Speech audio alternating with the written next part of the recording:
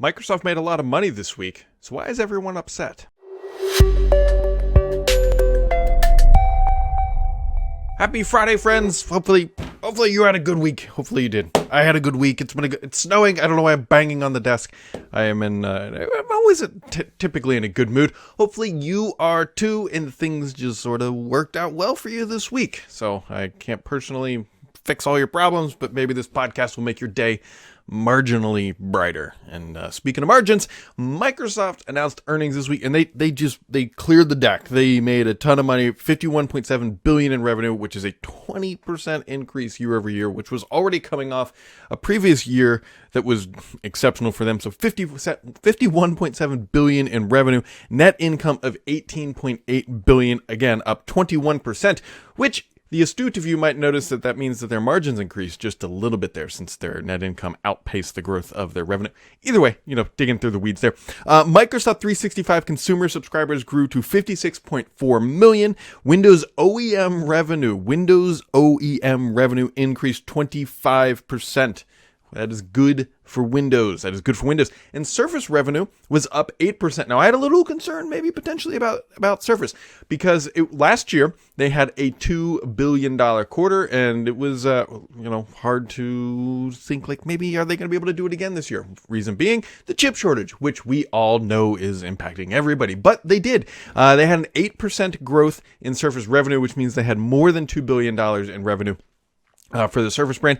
Interestingly enough, they announced, or in their earnings slide, they said that it was driven by Surface Laptop, a product that wasn't really revved all that recently. And so it just goes to show that you never really know what's going to boost figures. But either way, Surface Laptop driving the charge home, and Surface revenue was up. That was probably more than likely also tied into, remember, there was a really strong earnings report out about how PC growth has continued. We're like in a PC Rennaissance, as some people would like to call it. And so likely Surface benefited from that. Microsoft also announced that there are now 270 million monthly active Teams users. The platform has just gone gangbusters, and 270 million people are now logging into Teams. And also announced this week, Microsoft, and this kind of ties in, you'll see why. Microsoft announced that using your Teams corporate account, you can now talk to Teams consumer accounts, and you should just turn that off. Like, if you're an IT admin, this is... I kind of maybe sort of get it. Microsoft wants this one unified communication platform, but corporate users should not be talking to non-corporate users. It just feels like it's opening up the door for potential like spam, opening up the door for potential bad things, data leakage. But that's my personal opinion. You can make your own rules for your own tenant, but if your tenant has this enabled, I personally would recommend turning it off until there are extremely strict controls, because you don't want corporate assets talking to non-corporate accounts. It feels weird, and Microsoft feels like they're trying to juice their metrics there and really give everything they can to have one unified communication platform, which then makes you wonder, why do we have Teams for work and Teams for consumer if they can all talk to each other? We just won't dive in there, because anyways. But if you listen to the analyst call of Microsoft's earnings event, they were concerned. Like, Microsoft comes out and says, like, look, like they're Wolf on Wall Street walking into the room like, we're just raining dollars. And then the analysts are like, whoa, let's just reel this back a little bit. And the reason is that the margin on Azure declined a bit, and it's showing a consistent level of decline, but that's how math works. Like, the larger your org is, the harder it is to grow at a sustained rate of, multiple percentage points, and not just multiple, but tens of multiple percentage points. And so they really got drilled during the analyst call about, hey, like, what's going to happen with Azure? Is Azure growth declining and all that?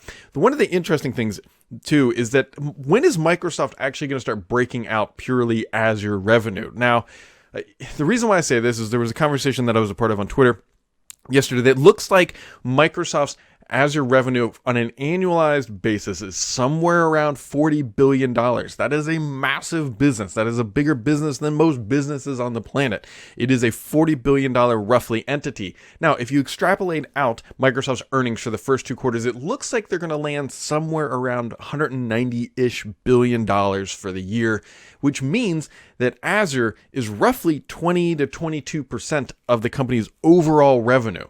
Microsoft it feels disingenuous that they're not breaking that number out. I know I talk about Game Pass and Windows 10 versus Windows 11, but like Azure is a beast, and the fact that they will not put it on as a single line item really is starting to kind of get on my nerves a bit here, because it's lacking significant transparency for investors, and I'm surprised that they're not like screaming to the federal regulators like, look, this is a massive business unit, and they're not giving us any transparency on how much revenue it actually makes in the actual better details. Now, Microsoft glosses over all that by wrapping it up into like this cloud computing group thing that some people will argue doesn't really include cloud computing stuff, and it makes it appear bigger than it really is.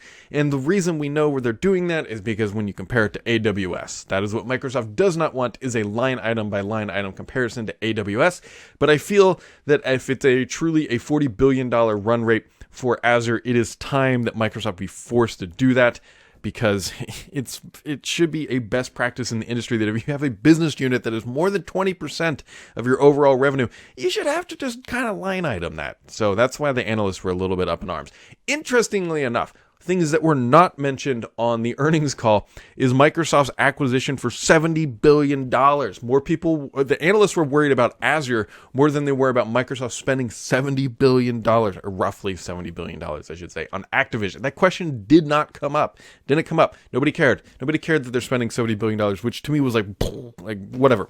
Blew my mind a little bit there. Anyways, we also got some additional news about Windows this week and just sort of its usage. And so Windows is sort of having like a little bit of a renaissance in the industry. 1.4 billion devices are being used every single month with Windows on it. Now, that is Windows 10 and Windows 11, according to Microsoft. They didn't talk about 7 or XP. I would know that they still exist, but I would imagine it's still a small fractional percentage. And we also know that the majority of that is on Windows 10 because Microsoft moved that baseline way up when it comes to Windows 11, meaning you need TPM and a certain generation chip, newer chips and all that stuff. So we know that it's mostly Windows 10, but still 1.4 billion monthly active devices. That's not shabby. I mean, that's a pretty healthy install base. And so Microsoft was out there trumpeting and saying like, hey, we're doing great. But they sort of glossed over the fact that they gave up on Windows for a couple years. Like after Terry Myerson left, they launched Windows 10. Terry Myerson's like, I'm out.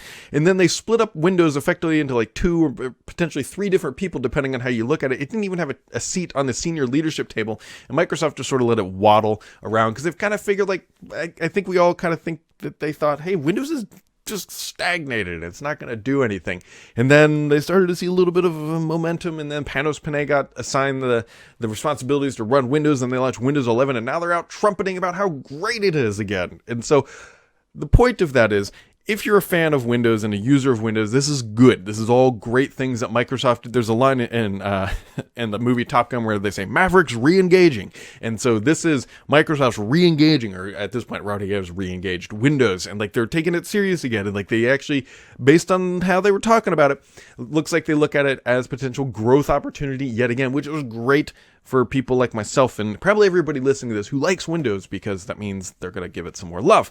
And speaking of that love, we're going to start to get some Windows updates here, which is interesting for multiple reasons. One, because Microsoft said, hey, we're doing a 1 update per year, but now we're getting an update in February. And so in February, we'll get Android apps. Everybody will have access to it in preview. And keep in mind, it's not every Android app. It's just the Android apps, I believe, through the Amazon store. I'm sure there's going to be a side-loading narrative, but either way, that's the official stance, by the way. And it is in preview, and so it's technically generally or widely available, but not like generally easily available. Also, widgets coming to the taskbar, meaning the little weather will now be in the bottom left, and I'm sure absolutely nobody will accidentally click that thinking it's a start button. But either way, that is coming, and there's a couple other things that will be rolling out. But either way, the point of this is not that the features are coming, it's the fact that Microsoft has signaled to the world that they will be updating Windows 11 outside of this 1 annual update. So just kind of keep that in mind. But although Panos in an interview with Axios did say like, hey, we've still got stuff planned for the fall, and so be on the lookout for that. There's a new Windows 11 build out. I believe it's 22543 in the dev channel. It adds a couple of voice narratives. The reason why I bring this up is not because of the voice narratives, is that my machine will not install it. It has failed twice, and so just maybe be careful if you're trying to install this, or you're like you set a machine and you're not looking at it. Mine failed twice to install. I'm not quite sure why yet. It might be a driver issue, but I'm not really sure if I'm already in the dev channel, and I was trying to go to, or the beta channel, and I was trying to go to the dev channel, and it's just not working. just not working. Also, Microsoft is working on Project Monarch. It has been, quote unquote, delayed for a product that wasn't really announced, but it will be coming this fall. And this is the One Outlook initiative. I believe Mary Jo Foley did some write-up about this, and I've been hearing this as well, that it was punted until the fall release. And so she believes that they're going to be pinning it directly to the taskbar when it launches. This is the updated and replacement mail app, which is more of sort of like a web iteration of Outlook rather than having this mail app that has been stagnated. You're going to be using like this web app interface sort of thing directly in Windows 11. So there you go. Other sort of things that I personally think that are a pretty big deal. Google has announced that they're bringing Flutter to Windows. So this is reigniting the development fire of one language multi-platforms. Now Flutter has fans in the mobile community, especially building apps and whatnot. And so now you'll be able to build a Flutter app for the desktop, mobile, and tablet and web, all with one simple command line language, which is not correct, development language. And so we've heard this promise before, but Google tends to do things pretty well. And so we'll see how well Flutter works out as a development environment for Windows apps. Also, Chromebooks are starting to get some gaming access through Steam. It's a little interesting. It's still early access, but I don't know why you'd want to game with a Chromebook either way, unless it's Stadia or cloud gaming, but either way, that's starting to float out there. And also of importance is that NVIDIA is going to abandon their $40 billion acquisition of ARM, a big deal just because so many companies use ARM, Microsoft included. Obviously, there's Qualcomm and there's Apple, and so it looks like that acquisition is going to fail, and ARM is going to likely, it sounds like, go public. So that's your tech news. On to the gaming news, because we cannot forget about the gaming news. Ubisoft is shutting down a battle royale Hyperscape. Candidly, I had never even played this game, more so even heard much about it. And it just goes to show that just because you launch a battle royale title does not mean that it will be a success. Microsoft is also reportedly working on Certain Affinity, the development studio, on a Monster Hunter clone. Details are still murky. But either way, details still murky on this. Either way, it looks like Microsoft is developing that title along that line. The Halo show, we've also gotten some more information about this, which is going to be launching fairly-ish soon, is that it's going to take place in an alternative timeline to the games, which I am actually a fan of. There's been some people wondering, hey, should Microsoft and Halo have followed the same lore and everything that goes on in the titles, like Halo Infinite and everything else? But it looks like it's going to be a separate timeline, which I think is the right move. One, it absolutely makes it easier for the writers and for the building of the series to go much easier, because they don't have to tie in directly one-to-one to keep canon with the actual titles. And so I think it gives them just a little bit easier and a little bit more expressive route than tying it in directly. So I think that will be a good thing. I am looking forward to that launching. Games with gold for February. We have Broken Sword 5, Hydrophobia, Band of Bugs, Aerial Knights, Never Yield are all coming at various dates in the month of February. It still kind of cracks me up that games with gold is still a thing, mostly because Microsoft has really moved away from gold and Game Pass. And so either way, those titles are still there. And speaking of Xbox Live, Microsoft got dinged in the UK for its practices related to subscription services related to Xbox, and they're going to have to be making some changes. And I candidly hope these changes come everywhere. For example, one of the primary things is what is here in the US known as the AOL thing. It's how many people are still paying for AOL, or potentially even a gym that you haven't gone to in multiple years. Well, if you have inactive users that are still paying, Microsoft is going to be required to reach out to them and potentially cancel that, so that they're just not paying these ghost subscriptions, if you will. There's also going to be additional annual reminders for people under 12-month subscriptions, although Microsoft, to my knowledge, I don't think sells 12 months anymore. I could be wrong on that, but it seems like they've really moved away from that. The basic premise is that there needs to be transparency related to the subscription modeling with Xbox Live in the UK. And again, I hope that they do the right thing and roll that out worldwide. I don't know if they will, personally, either way. And also, as Microsoft and Activision have discussed, Activision's next 3 Call of Duty games will release on PlayStation, but that is not the next 3 years. There was some confusion around that. That is 2 standard Call of Duty titles, which would be this year and next year's title. And then there's also, quote-unquote, Warzone 2 will also release on PlayStation, which I believe is going to be next year. So that's 3 games over 2 years. 3 games over 2 years. So that wraps up kind of the tech highlights of the week. We have a handful of questions into the box every week. I tweet this out. You can find me on the Twitters at BDSams. And yeah, let's get some questions going here. Lynn Harston says, since it's been a few weeks since the tweet, and there's the tweet we'll talk about here in a second, any ideas what problems Android app support on Windows solve? So I tweeted out a couple weeks ago, it feels like a couple weeks ago at this time, I said, hey, okay, Android apps are coming to Windows, but why? Like, what problem is that going to solve? And the biggest one I heard was that it gives better podcasting apps directly on Windows. That was primarily it. There's definitely probably going to be some more out there that makes sense. I personally I'm not like foaming at the mouth to go install Android apps on my PC. I think the more important point at this point in time is that it can work. And so maybe that lowers the barrier somewhere for some people, and Microsoft sort of hedges a bet about Android apps on Chromebooks and other places, and they say, look, we can do it too. Also, it might potentially be related to Google bringing their own stuff to Windows. Remember, they already announced games from Android Store are coming to Windows. And so this might be Microsoft trying to find a way to push back against Google, quote unquote, taking over the world of Windows, because now we're going to have Flutter, we're going to have Google, we already have Chrome on there, obviously. And then we're going to have a development language, and then we're going to have Android games, and maybe this is Microsoft trying to create an in so that they can have an Android conversation on Windows, and it's not always Google's conversation, might be the bigger draw at this point. NGC says, any thoughts about that developer trying to put Windows on Duo? I look forward to this. There is a open, I don't know if it's open source at this point, but it's a in public project to help get Windows running up on the Duo, which I think would be fantastic. I think it's technically possible. You're just going to need a lot of brains to get it done. And so I look forward to following that and seeing how it goes. Stewie says, hey Brad, curious if you know if there's any sort of timeline for Xbox Game Pass coming to Android TV devices such as Chromecast. Seems odd that other streaming solutions have made their apps available on the platform, but Microsoft has not, especially after this much time. Given the goal for Game Pass is for games on devices you already own, do you think they will consider developing an app for devices like, the Oculus Quest 2? Currently, the web app solution works, and a few workarounds that are far from an ideal experience. Good question. So here's what I do know. Microsoft is announcing the streaming on the TVs and the dongle stuff, if you will, on their own timeline. We know this. I know this from multiple sources, that Microsoft is going to announce it on their timeline. They do not want partners such as Samsung to announce it. And we saw that manifest at CES, where Samsung showed off their TVs and say, look, we have this great interface. And look, these are all the game streaming apps that you can download. And one obviously was missing, and that was Xbox. And Xbox and Microsoft and Samsung have a very close relationship. You can look at your phone. Samsung Galaxy Ultras are typically like the phones used to highlight it, and Microsoft and Samsung work together to pilot and develop new features for that, and they typically come to Samsung devices first. Point being, they have a close relationship, and so if Samsung is going to be bringing this stuff there, they would have announced at their own event, but they couldn't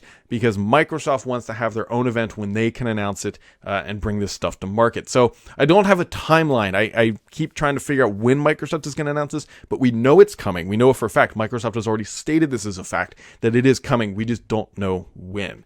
As for things like Oculus Quest 2, which is now called Meta Quest 2, they got rid of the Oculus name. Facebook, just keep Oculus.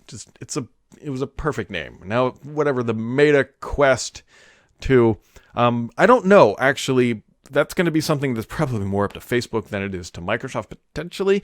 I'm not quite sure how linear style games, linear is probably not the right way, but non-VR style games played with a VR headset can be a little dicey. I mean, it's not impossible, but you're definitely going to be sacrificing certain aspects of the resolution and other appearance related items. Doing it that way, it's doable. I don't know if Microsoft would ever bring it natively. So, and then Mr. PKI with a couple questions says, first question, gaming and Halo is a hot topic. They keep changing the microtransaction pricing. Yes, they do.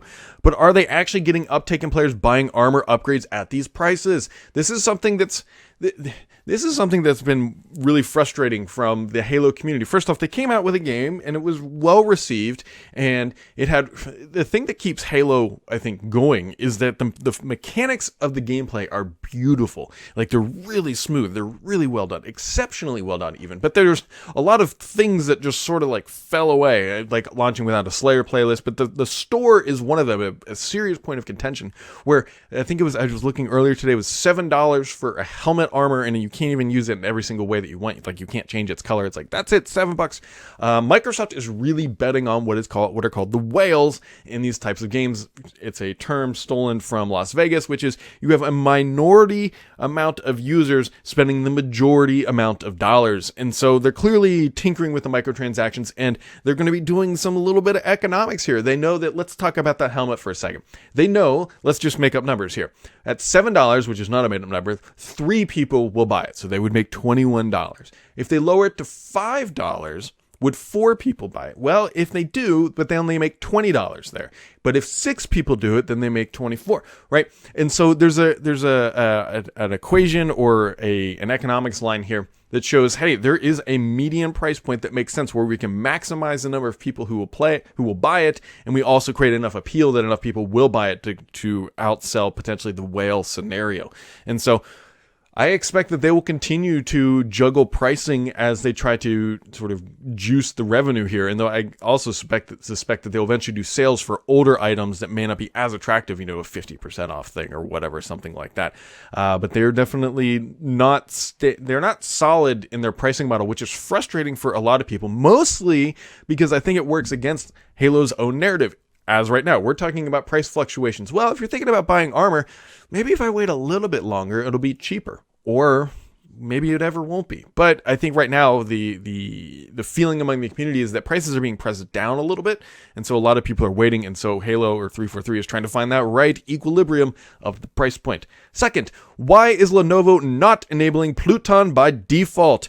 Will there be any adoption if it is not enabled by default? So Pluton is a new security control layer, I believe, built directly into CPUs.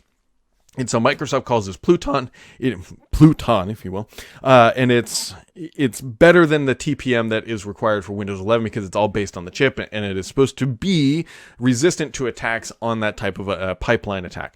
And so Lenovo is not installing this. Now, there's a bunch of speculation as to why Lenovo might not be doing this. One, what do they know that we don't, that they don't want to do it? Are they seeing performance hits when they enable this? Do they see it as a technology that's not really needed by the masses? Meaning, I personally am not really worried about my machine being hijacked and somebody getting some sensitive information off here about, what day I'm going to play golf in February. I'm not really worried about that. And so maybe it's more of an enterprise feature. And if there is any sort of performance trade-off, maybe that is why. It could also be that they might have their own solution in the works and they don't want to be promoting Pluton. And Lenovo says, like, they'll call it Lenovo Protect Me. I don't know, whatever they would call it. I'm trying to think of a name real quick. And maybe they're wanting to push that as their own sort of marketing appeal about why they would ignore Pluton. I think the jury is not quite decided yet what's going to happen with Pluton. We have heard of vendors who are starting to take it, but we haven't seen like mass widespread adoption of it yet. This could be a technology that maybe just doesn't get adopted by the community. We don't know yet. The narrative is not fully complete. It's one to watch, though. It is one to watch. Microsoft made a big deal about Pluton, and as of right now, none of the Surface devices coming out, or that are available today, I should say, are able to utilize the Pluton technology. So will the next generation of devices be able to support Pluton? If they don't, that'll be a little awkward. The only reason I hesitate there a little bit is I was thinking through is that Microsoft has a pretty rich history of taking so they just announced 12th gen mobile chips. It would not behoove Microsoft to launch a new device with an 11th gen mobile chip because that's typically how they've operated. Annoyingly and frustratingly, that's how they've done it in the past. And so I wonder if that's why I wonder if Microsoft's next stuff will have Pluton. That is my brain trying to align the neurons to understand what is going on. So we will see. And as always, friends, that wraps it up this week. Very much appreciate everybody making it all the way to the end, hanging out, asking questions. Hopefully you had a wonderful Friday, and we'll catch all of you right back here next time.